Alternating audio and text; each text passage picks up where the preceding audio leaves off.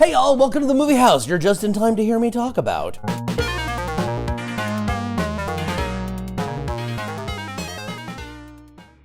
When the film reboot of Mortal Kombat released back in 2021, the general consensus was close but not quite. It had a couple obvious highlights like Josh Lawson's Kano, but overall it was a very forgettable affair that failed to take advantage of its property. It did do well enough though on streaming to warrant a sequel, and similar to what happened with the Sonic movies, the filmmakers listened to the feedback and criticism from the fans over the first movie and took it to heart. Fans wanted less focus on characters like Cole, who were made up for the movie. They wanted an actual damn tournament and an adaptation of a fighting tournament video game, and they definitely wanted more Kano. All of these, and then some, are addressed in Mortal Kombat 2. Hell, they even tackled seemingly trivial shit like Scorpion's "Get Over Here" is using the original Ed Boon audio. Get over here!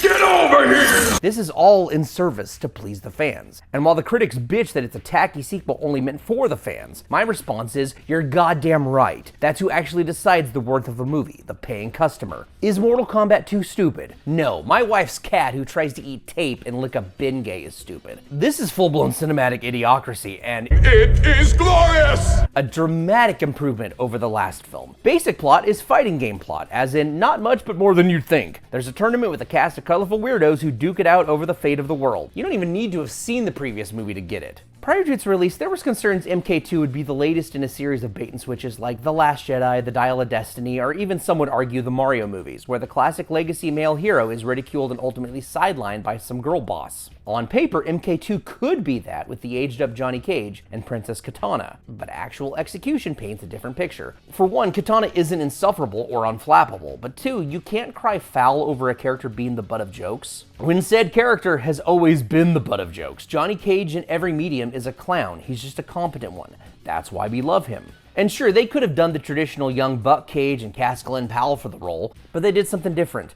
This series has always owed its inception in part to John Carpenter's cult classic Big Trouble in Little China. So it was not only a nice chuckle to hear it mentioned, but the fact that they essentially turned Johnny Cage into Jack Burton was such a smart move in my eye. It actually gives him an arc, something that rarely happens with characters of this game genre. Here we have a slightly past his prime Cage, who while suffering from an inflated sense of self, ends up actually stepping up as a hero, just not the main hero of this story, because Johnny's never been that. It's a great narrative hook to hang the movie on. It's full of humor, and Karl Urban just rules in the role. To be fair, Urban rules in every role, even utter shit. And bringing back Lawson's Kano may have been cheap and thinly excused, but Jesus is he not consistently the highlight of this series. Having him and Urban bounce off each other was hysterical.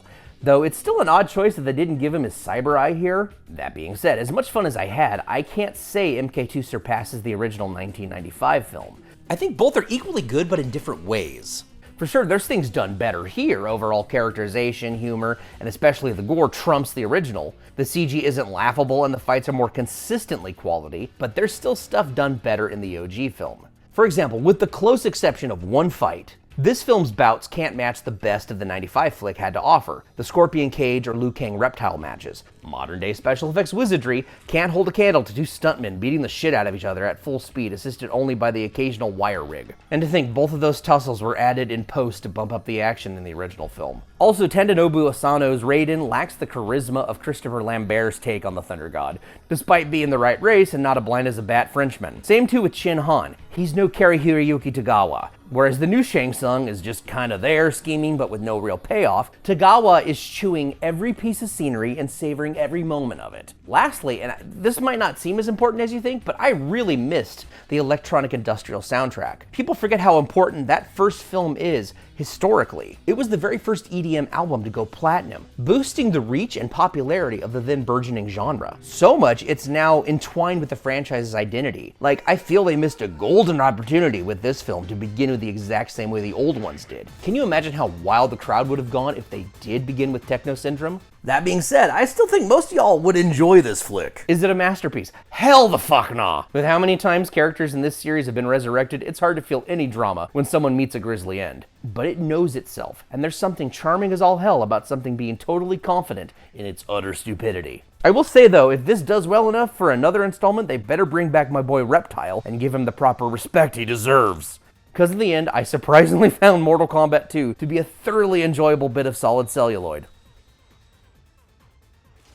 But that's enough for me. I'd like to hear what y'all thought now. Like, comment, share, or subscribe if you feel so inclined. But more importantly, until next time, thanks, and stay safe out there.